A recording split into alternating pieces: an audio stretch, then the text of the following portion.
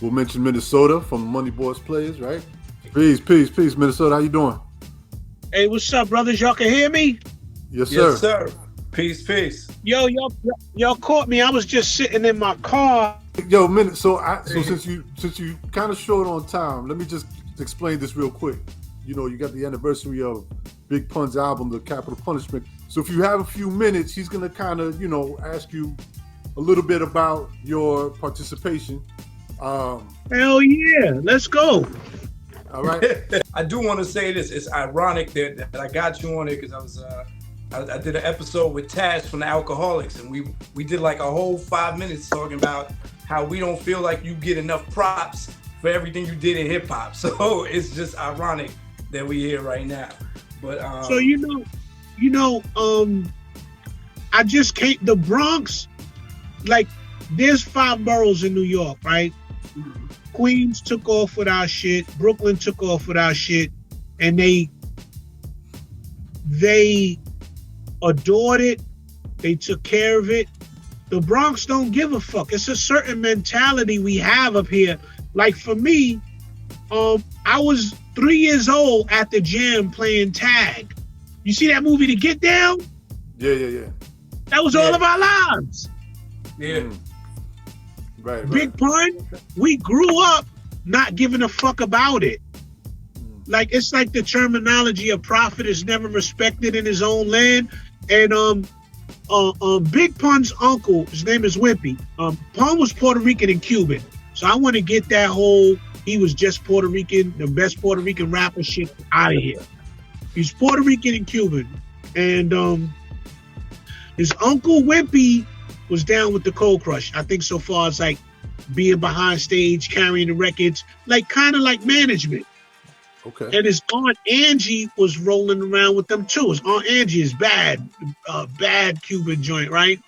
And they were the connection for my neighborhood getting that music.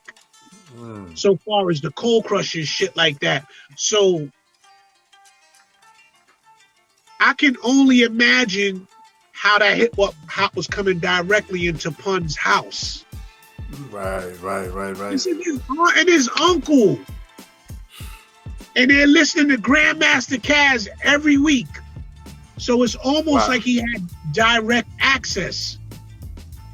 Gotcha. Because if you know anything about hip hop, Grandmaster Caz and Melly Mel were Jay-Z and Nas when this shit was in its embryonic stages. Right. Of course. I didn't know, living in the Bronx, I didn't know anything was fucked up until I heard that record, The Message. It was just normal for you. You're talking about old Bronx, abandoned buildings Bronx. Yes. We was on the baseball team, and that's when I first met Pun, because we was on the baseball team. Pun's uncle was our what do you call that? The coach, is that? The coach? Okay. Yep. Yeah, Pun's uncle Wimpy. Really? So that was I'll never forget. There's a McDonald's across the street from Yankee Stadium. We had just finished playing, and our team wasn't shit. We was like the Bad News Bears. So when we finished playing, we went across the street. Someone had the boombox playing The Message, and I sat there and listened to that whole song. Like, what the? It was at 6, 7 years old, maybe 8, 9 years old. That shit blew me away, bro. Wow. Shit blew me away. I read somewhere, I think it was like the 20th anniversary. It said you didn't understand what he was doing when you did the I'm Not a Player, and he did the edited version. And he's saying I just crushed a lot. Look, right? I've always been the black guy in the hood who's cool with the Dominicans, the Puerto Ricans, whoever it was. And Chris was like, first of all, he was Dirty Chris, because when he was young, he was wild. He was doing mad, stupid shit, getting in trouble. And he didn't really fall into money till he left the hood. But he was just a wild little Puerto Rican boy. So when I bumped into him on Southern Boulevard, shopping for some clothes, and I hear somebody making fun, like, Mark! because my grandmother used to call me out the window. That was the call. So I'm like, yo, who the fuck is this fat? First of all, I don't know nobody 300 pounds. So he's going like this. So when I walk over to him, he's like, Mark, what up, man? You don't know me now? I said, Chris, what the fuck happened to you? He broke it down. He used to work out. I think the police was chasing him, and when he jumped out the window, he broke both his legs. So he was a weightlifting guy, Papi Chulo nigga. And when he couldn't move around, that's when all the weight got on him. So when I went and I kicked it with him, we exchanged numbers. This nigga had a deal in a week. Wow. He called me, and that was it. We went to Mystic Studios in Staten Island and recorded I'm Not a Player. And it was a beautiful session, man. Good fucking, just good humanity. He was funny, snapped all day, played all day. I got to do 2 records with him. And that was it. Before some time. What's the other record? I did New York Giants. New York Giants on the second album. What happened with New York Giants was I was in California doing something for Little Kim. So I had to have somebody go on my record collection, get the sample, and bring it to a producer named Mahogany. So me and Mahogany at that time, we was doing like, we was going to team up type shit. And Mahogany went in the studio and laid it down his way, changed my drums. I was pissed off about that. But he went, did the joint over, and that's how he got co-production on it. So that was Big Pun at MOP. Monster. What equipment did you use for the I'm Not a Player beat? The ASR 10. I still, listen. Everybody comes down on me about the ASR 10. But what people don't know about music nowadays is listening to digital music kills your blood. So I'm analog forever. I don't give a fuck if they come out with the digital 209, kiss my ass, I'm not touching it. I'm analog forever. Yo, what exactly do you mean by it kills your blood? Well, the way that digital music interacts with your body, it makes your blood clot. Sound familiar? We don't got to go that way. So, what's your favorite record? What's one of your favorite soul records, Malik? Favorite, just I'm gonna say My Girl. I'm gonna say My Girl from the days. Back in the days, growing up, what's one of your favorite records? Okay, let's do In Between the Sheets by the Isleys. In Between the Sheets by the Isleys. All right. So listen to In Between the Sheets by the Isleys on Bluetooth, and then listen to it on vinyl and watch how it feels when it hits you. You're gonna notice a difference. Of course. Okay.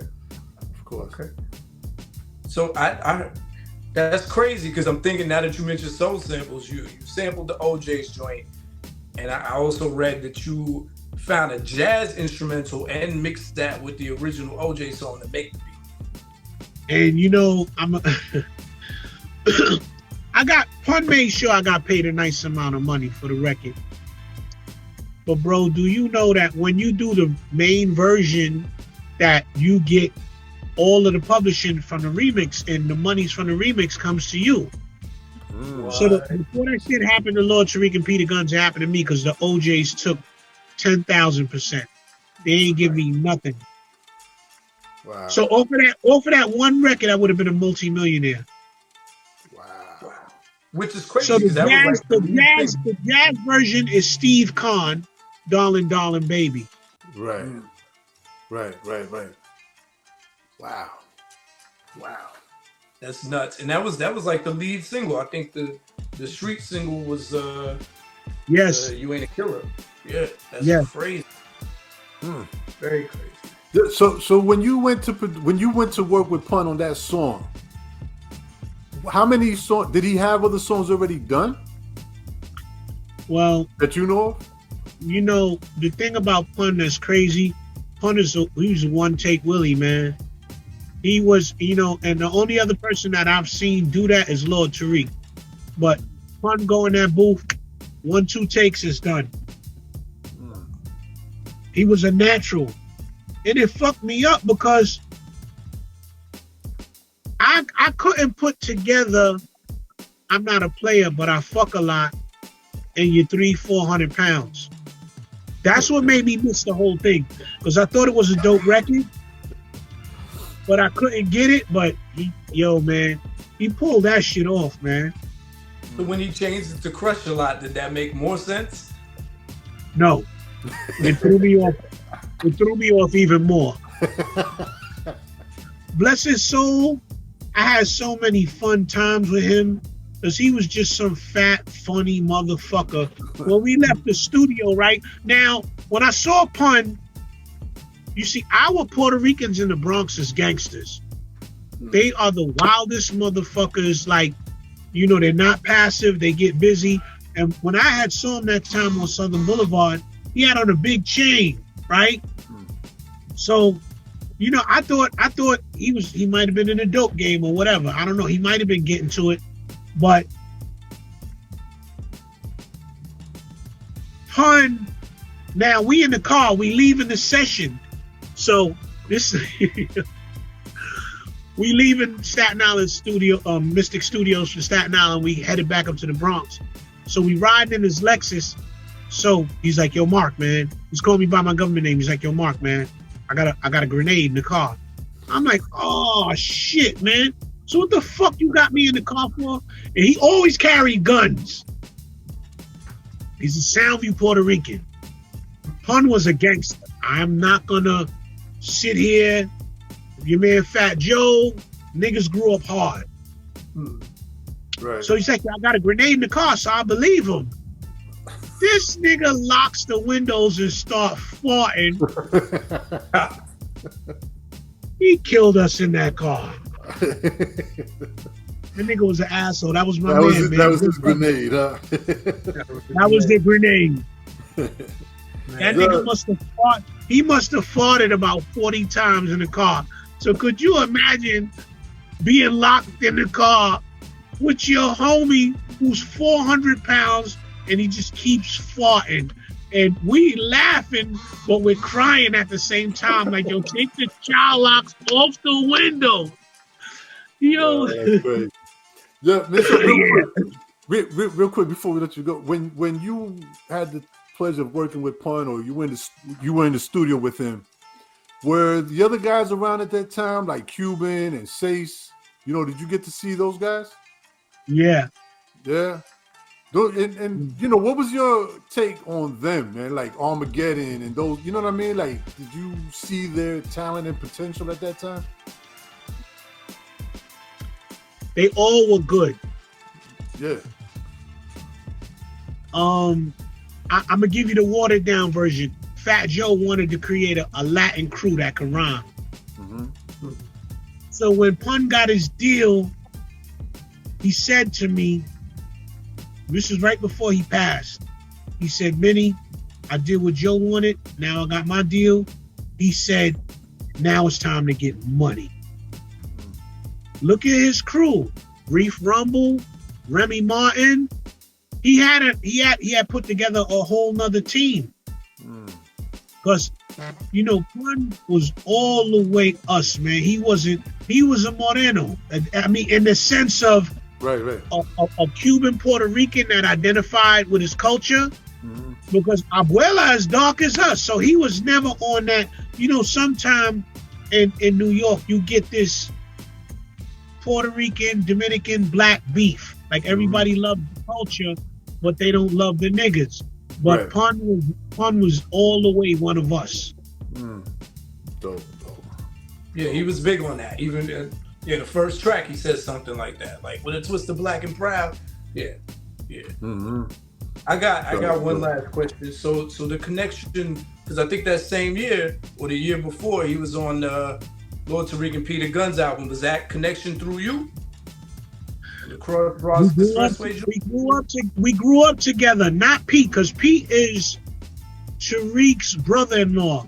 Tariq has been married to Peter Gunn's sister 80 years now. They've been married 80 years. So, Tariq, me, that was just Dirty Chris from the projects. So it's like we knew each other. It's just like a nigga got famous that you know. Okay. That's all it was. So it was a no-brainer when it was time to get him on there. Right. Right. It was a no-brainer. Gotcha. You know?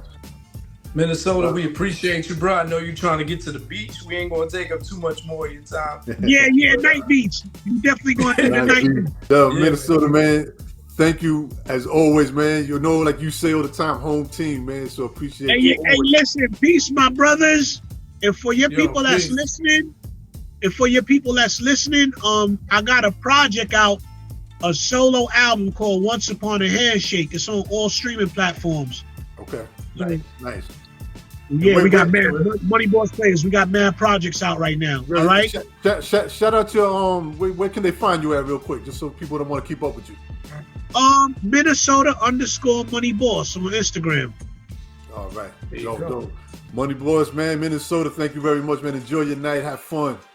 All right, y'all. Same way. Home team. Peace. All right. Peace, y'all. All right. That was dope.